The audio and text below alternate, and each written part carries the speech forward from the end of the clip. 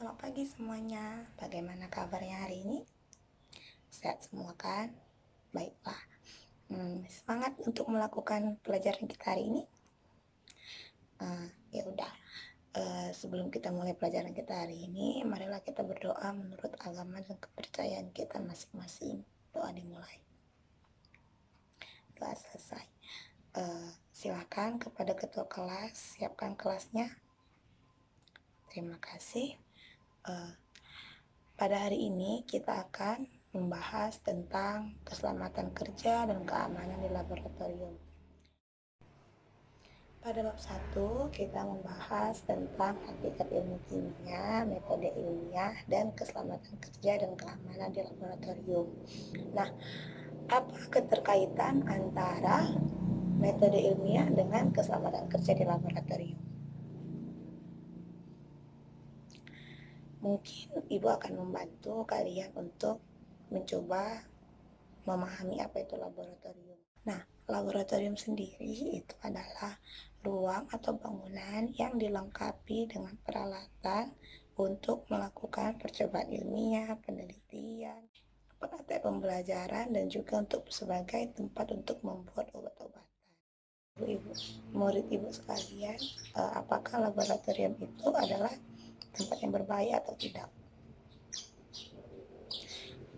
Nah, jadi sebenarnya laboratorium itu bukan tempat yang sangat berbahaya, tidak boleh dikunjungi, ataupun yang lain-lainnya. Laboratorium itu kan sudah Ibu jalan tadi, itu dia tempat untuk pembuatan obat-obatan. Nah, jadi ketika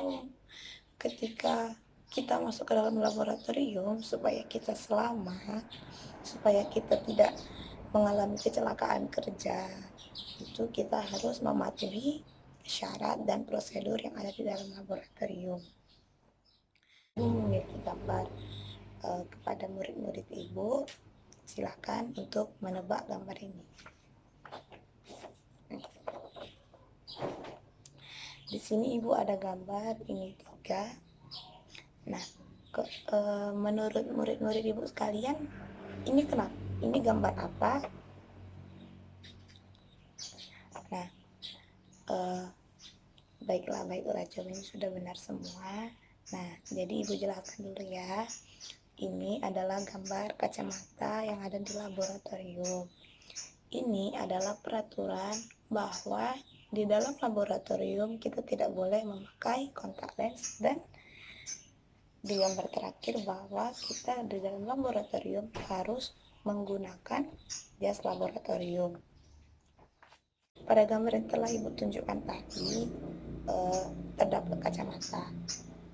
Nah, kacamata itu merupakan pelindung mata ataupun kacamata untuk keamanan di dalam laboratorium. Kacamata tersebut harus selalu digunakan agar mata kita terhindar dari gas ataupun cairan yang akan mengenai mata.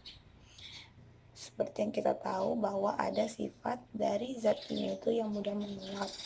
Jadi, fungsi kita memakai kacamata itu untuk agar mata kita terlindungi dari gas ataupun cairan yang menguap ataupun tidak sengaja tertetes ke mata kita. Selanjutnya, Ibu juga tadi ada menunjukkan jas laboratorium. Nah, fungsi dari jas laboratorium adalah untuk melindungi badan kita supaya badan kita tidak terkena cairan ataupun padatan yang ada di dalam laboratorium. Nah, jas laboratorium ini harus selalu juga digunakan agar badan kita tidak terkena tumpahan cairan ataupun terkena padatan yang ada di dalam laboratorium ketika kita melakukan percobaan. Selanjutnya, peraturan yang ketiga, itu dilarang memakai sendal ataupun sepatu yang terbuka di bagian depannya ataupun memakai sepatu hak tinggi. Nah, Selanjutnya, pada gambar yang telah Ibu tunjukkan tadi, terdapat wanita yang tidak memakai kacamata dan ada yang memakai kacamata. Nah, perbedaan di gambar ini adalah kacamatanya. Poin penting dari gambar tersebut adalah di mana kita sebenarnya tidak diperbolehkan untuk memakai lensa kontak ataupun soft lens ketika melakukan percobaan praktikum. Hal itu disebabkan bahwa apabila kita memakai kontak lens praktikum, kita menggunakan percobaan yang melibatkan zat yang menguap. Nah, ketika mata kita memakai kontak lensa ataupun lensa kontak, sekalipun kita memakai kacamata, ada kemungkinan bahwa gas yang menguap tadi itu tersimpan di bawah lensa kontak kita, yang menyebabkan akan tertutupnya lapisan-lapisan di dalam mata kita, sehingga lebih diperbolehkan untuk memakai kacamata dibandingkan lensa kontak. Jadi ketika praktikum, sebaiknya lensa kontaknya dilepaskan ya. Selanjutnya, peraturan yang ketiga, itu dilarang memakai sendal ataupun sepatu yang terbuka di bagian depannya ataupun memakai sepatu hak tinggi. Yang akan tertutupi itu hanya beberapa bagian saja dari kaki kita. Sekalipun kita memakai kaos kaki, cairan misalnya kan tertumpah ke kaki kita, itu akan langsung terserap ke dalam kulit. Nah, sehingga itu akan menyebabkan kecelakaan kerja. Peraturan keempat yaitu praktikan ataupun laboran yang sedang melakukan praktikum tidak diperkenankan memiliki rambut panjang. Apabila praktikan ataupun laboran memiliki rambut yang panjang, rambutnya harus diikat ke belakang. Fungsi dari rambut yang diikat ke belakang, apabila kita melakukan praktikum dan itu menggunakan api, ada kemungkinan bahwa rambut kita akan terkena api. Selanjutnya, siapa di sini yang memiliki jam tangan? Yang memakai jam tangan? Nah, ketika praktikum itu tidak diperkenankan ya anak-anak. Sebaiknya kita tidak menggunakan jam tangan, ataupun apabila kita memang suka memakai jam tangan, ketika praktikum jam tangannya boleh dilepas. Jaket, tas, botol minum itu harus diletakkan di luar laboratorium. Apa peraturan itu dilaksanakan dalam laboratorium? Karena seperti yang kita tahu, di dalam laboratorium kita memiliki zat-zat yang memiliki konsentrasi yang sangat tinggi, memiliki sifat-sifat yang sangat berbeda masing-masingnya. Ada yang berbahaya, ada pun yang tidak. Ada memiliki sifat yang sangat kuat, misalnya dia memiliki sifat basa kuat, asam kuat, dia mudah menguap, dia mudah untuk terbakar, dan lain-lain. Adapun zat yang memiliki sifat dia masih memiliki kadar yang lemah. Nah, ketika kita membawa sesuatu ke dalam laboratorium, sekalipun itu air kita yang di dalam botol minum, nah, ada kemungkinan bahwa zat yang kita perhatikan itu akan tertempel di dalam tas kita, jaket, ataupun botol air minum yang kita minum. Sehingga untuk menghindari hal-hal tersebut, maka laboratorium harus disterilkan. Nah, poin utama juga yang harus dipahami oleh peserta didik bahwa laboratorium merupakan tempat yang harus steril, di mana tidak boleh sembarangan benda masuk ke dalam laboratorium. Memiliki pendapat mengapa hal itu terjadi di Ramawati? Ya, beri tepuk tangan dulu untuk Ramawati. Ada pendapat lain? Ya, kepada Silviana disilakan. Beri tepuk tangan dulu untuk Silviana. Ada pendapat lain? Ya, terima kasih. Beri tepuk tangan dulu untuk Erika. Nah, Ibu ingin kalian berdiskusi antar kelompok, jadi satu kelompok, satu kelompok, satu kelompok. Nah, di dalam kelompok kalian laboratorium kita harus memiliki syarat ataupun prosedur kerja dan mengapa hal-hal yang tadi yang kalian kemukakan itu prosedur ataupun syarat ketika kita memasuki laboratorium. Silahkan kalian berdiskusi dulu. Sekarang kepada perwakilan kelompok 1 dipersilahkan untuk mengemukakan pendapatnya. Ya, terima kasih. Beri tepuk tangan dulu untuk kelompok 1. Selanjutnya kepada kelompok 2. Tangan dulu untuk kelompok 2. Selanjutnya kepada kelompok 3, silakan untuk perwakilannya untuk menyebutkan apa hasil diskusi kelompoknya. Ya, beri tepuk tangan untuk kelompok 3. Apa yang telah disampaikan oleh peserta didik Ibu dalam kelompoknya, dalam diskusi kelompoknya, hal-hal yang kalian sebutkan dalam prosedur kerja kita sebelum kita melakukan percobaan ilmiah. Nah, yang tadi ada yang mengatakan bahwa tidak boleh memakai jaket ataupun tas. Tadi juga Ibu sudah mengatakan hal tersebut. Tidak boleh juga kita memakai jam tangan, seperti yang telah Ibu katakan. Nah, ada tadi pendapat yang bagus bahwa kita tidak boleh merokok di dalam laboratorium. Nah, karena rokok kan mengandung zat kimia. Zat kimia tersebut mudah terbakar ataupun bisa saja bereaksi dengan zat kimia yang akan kita praktikumkan. Misalnya, ketika kita merokok dan ada asapnya, nah asapnya tersebut mungkin saja akan bereaksi dengan zat yang mudah terbakar yang kita praktikumkan. Nah, hal tersebut juga akan menimbulkan kecelakaan kerja. Selanjutnya, kita tidak boleh memakai topi. Benar tadi itu dari kelompok 3 tadi menyebutkan hal tersebut. Kita tidak boleh memakai topi. Nah, peraturan selanjutnya, tadi benar yang kelompok 1 katakan bahwa tidak boleh memakai handphone secara berlebihan ataupun memainkan handphone di dalam laboratorium.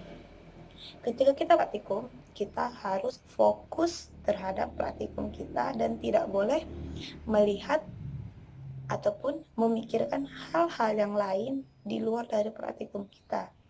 Karena ketika kita tidak fokus, hal itu mungkin saja akan menimbulkan kecelakaan kerja terhadap kita. Selanjutnya, tadi kelompok 2 mengatakan bahwa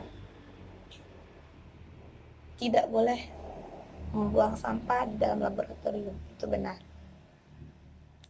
Laboratorium itu harus selalu bersih. Jadi, ketika kita melakukan praktikum dan sesudah kita melakukan praktikum, ruang laboratorium itu harus bersih. Kita sudah membahas tentang peralatan-peralatan apa saja yang kita pakai ketika kita praktikum, sikap-sikap kita ketika kita praktikum, dan juga sekarang kita akan membahas mengenai simbol-simbol apa saja yang ada di dalam laboratorium. Nah, di sini Ibu memiliki gambar di dalam kelompok.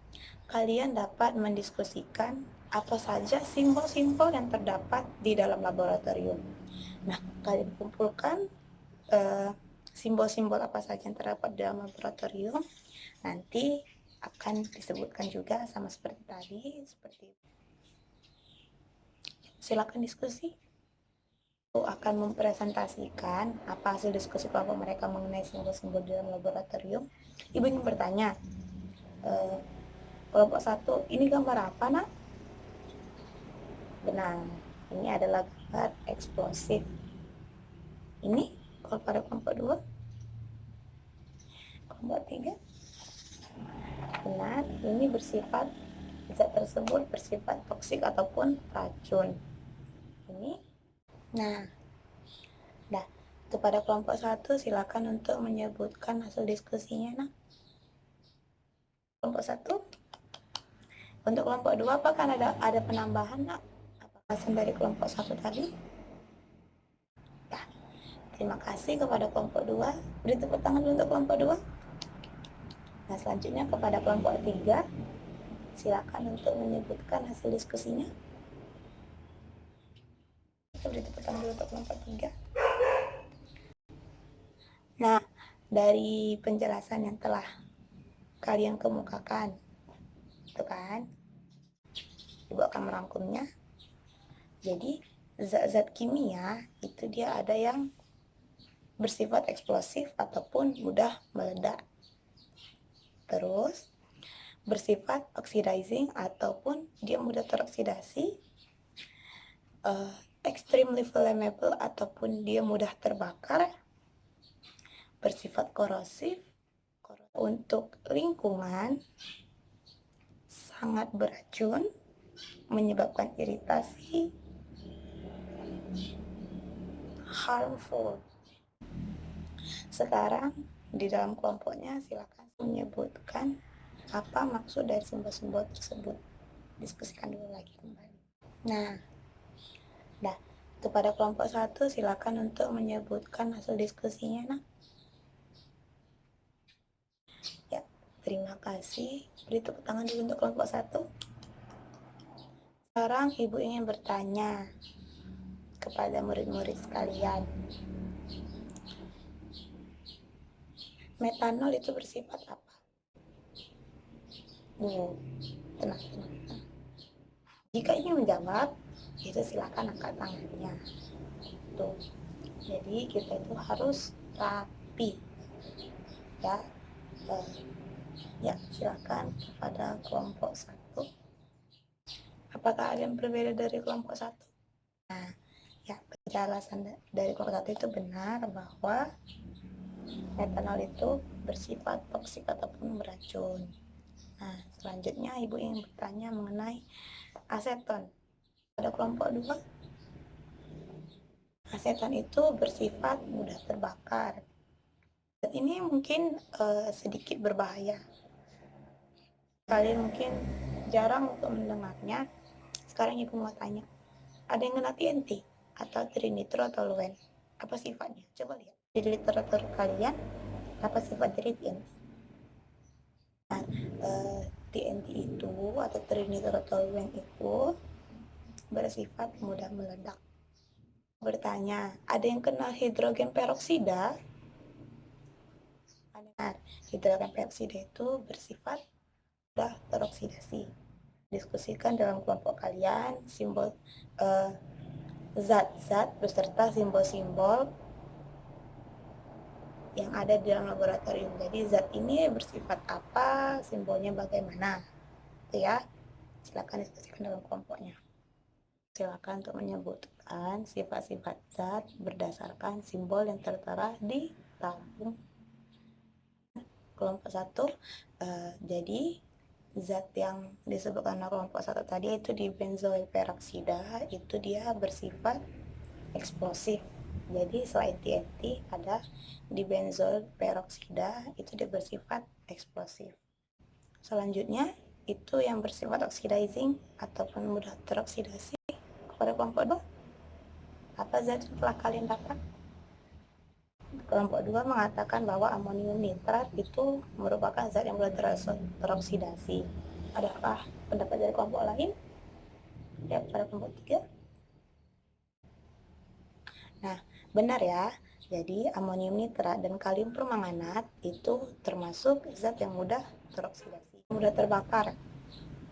Pada kelompok 1, sebutkan dulu hasil diskusinya.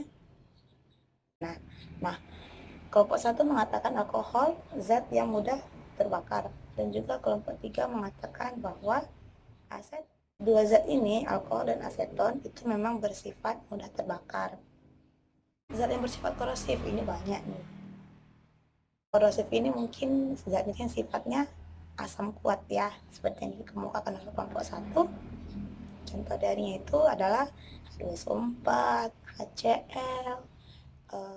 Selanjutnya, zat yang berbahaya untuk lingkungan. Contohnya apa? Ya benar, pada kelompok 3. Dan juga ada dari kelompok lain. Ya, benar ya.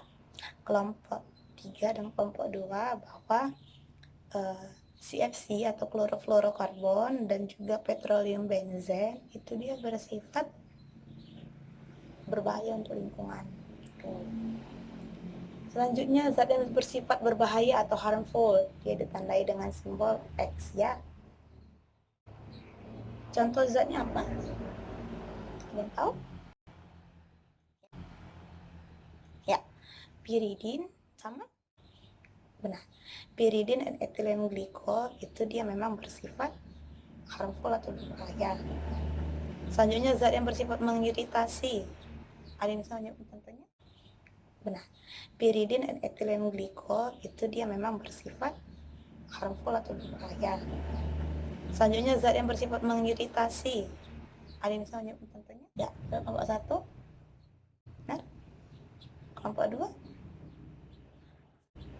sama ya, sama. Jadi itu amoniak. Kelompok 3 memiliki pendapat yang lain. Bentar ya. Kelompok 3 menyebabkan KCl. Jadi amoniak dan KCl itu bersifat mengiritasi atau menyebabkan iritasi. Ibu yang bertanya, benzena bersifat apa? Tadi kan ibu menunjukkan benzena. Nah, benzena itu banyak sifatnya. Pertama, dia itu mudah terbakar. Yang kedua, dia dapat menyebabkan kanker. Yang ketiga, benzena tersebut juga merupakan zat yang berbahaya untuk lingkungan. Apabila terlepas ke lingkungan, zat benzena tersebut dapat berbahaya. Gitu. Nah, jadi satu zat itu mungkin saja dia memiliki beberapa sifat kimia. Sekarang ibu akan membagikan LKPD kepada peserta didik sekalian. Silakan dijawab jawabannya. Jawabannya silakan didiskusikan dalam kelompoknya.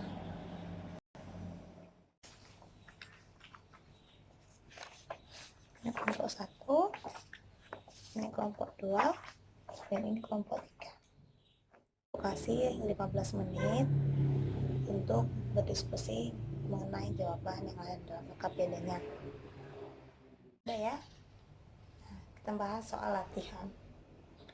Di soal latihan nomor 1, sikap yang harus dilakukan saat kebakaran terjadi. Jawabannya bervariasi ya. Kelompok 1 menyebutkan A, kelompok 2 menyebutkan C, dan kelompok 3 menyebutkan E. Nah, sikap-sikap yang nomor 1 ini, soal nomor 1 ini, apabila sikap kita sebagai laboran ataupun kita yang melakukan praktikum, sebaiknya sifat kita itu adalah C, seperti yang kelompok yang disebutkan oleh kelompok 2 tadi, mengidentifikasi zat yang terbakar dan memadamkan dengan kelas pemadam yang sesuai. Konteks kita sebagai orang awam, maka sikap yang paling baik itu adalah E, itu memakai masker ataupun sabut tangan untuk menghindari menghirup asap secara langsung. Itu sikap yang benar tuh. Tapi apabila kita sebagai awam, orang awam, menambahkan sikap kita sebagai laboran. Nah, jadi telah ibu sebutkan tadi bahwa sikap kita sebagai laboran, kita harus mengidentifikasi zat yang terbakar dan memadamkan dengan kelas pemadam yang sesuai. Nah, lanjut ke soal kedua. Tujuan keamanan dan kesehatan kerja adalah itu A. Kelompok 2 E. Kelompok 3 E. Nah, di sini mungkin hanya dua jawaban ya.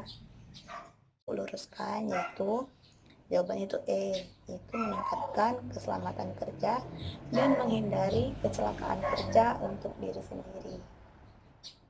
Nah, soal nomor 3, aturan umum keamanan kerja adalah kelompok 1 apa jawabannya, Nak?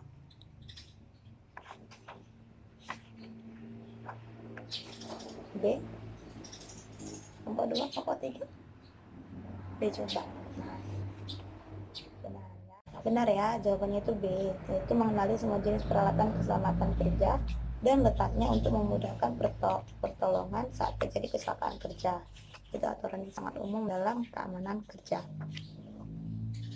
Selanjutnya adalah simbol-simbol kimia, yaitu untuk zat yang mudah terbakar dan mudah meledak. Kalian sama, yaitu E, 4 dan 5, dan benar. 4 4 dan 5 adalah simbol untuk mudah terbakar dan 5 untuk mudah meledak. Nah, jadi dari yang penjelasan Ibu tadi mengenai peralatan yang ada di labor, sikap-sikap kita ketika berada di labor, dan juga simbol-simbol yang ada di dalam laboratorium, ada yang bisa menyimpulkan seperti pertanyaan nomor 5 tadi. Kepada Silviana, silakan untuk mengungkapkan pendapatnya. Terima kasih kepada Silviana, beri tepuk tangan untuk Silviana. Nah, jadi seperti yang telah dikemukakan oleh Silviana tadi bahwa laboratorium itu merupakan tempat yang harus steril. Jadi benda-benda seperti tas, tangan, topi, makanan, minuman itu tidak boleh masuk ke dalam laboratorium karena laboratorium tersebut harus bersifat steril. Kedua juga laboratorium itu harus senantiasa bersih. Jadi kita dalam laboratorium kita menggunakan handphone hanya untuk memotret saja. Jadi kita harus fokus terhadap apa yang kita kerjakan. Nah, tadi juga ada sebenarnya pada Ulfi benar, yaitu kita harus memakai jas laboratorium, tidak boleh memakai kontak lens, memakai kacamata labor, tidak boleh memakai sendal. Nah, itu juga peraturan-peraturan dalam laboratorium. Nah, yang terakhir tentang simbol-simbol kimia. Ya, kepada Isnillah. Ada zat yang memiliki beberapa sifat kimia, jadi penanganan terhadap zat tersebut harus spesifik. Itu misalnya tadi benzena yang telah Ibu sebutkan bahwa benzena itu memiliki sifat karsinogenik atau menyebabkan kanker, mudah terbakar, dan juga dia berbahaya untuk lingkungan. Nah, jadi kita harus mengklasifikasikan zat tersebut berdasarkan sifat-sifatnya. Nah, jadi secara garis besar kalian mengetahui mengenai keselamatan dan keamanan kerja di laboratorium. Nah, dengan berakhirnya pembelajaran mengenai keselamatan kerja dan keamanan di laboratorium, maka selesai sudah pembelajaran kita di bab 1. Kan bab 1 kita membahas kemarin tentang hakikat ilmu kimia, metode ilmiah, dan juga keselamatan dan keamanan kerja di laboratorium. Nah, jadi dengan berakhirnya pembelajaran mengenai keselamatan kerja dan keamanan di laboratorium, pembelajaran kita untuk bab 1 sudah selesai. Nah, silakan kalian mengerjakan buku cetak. Ini buku cetak kita nomor 1 sampai 20. Kerjakannya langsung saja di buku itu. Minggu depan kita akan membahasnya. Jadi sampai disinilah pembelajaran kita pada hari ini. Dan minggu depan kita akan juga membahas mengenai bab 2, yaitu tentang struktur atom. Nah, jadi ketika di rumah nanti kalian memahami materi tentang struktur atom dan juga mengerjakan soal-soal yang telah tadi Ibu suruh, yaitu soal evaluasinya. Minggu depan kita akan mengilas balik kembali juga, dan juga kita akan membahas tentang struktur atom. Jadi semangat semuanya untuk belajar. Sekian pembelajaran kita hari ini. Ibu akhiri pembelajaran kita hari ini dengan selamat siang.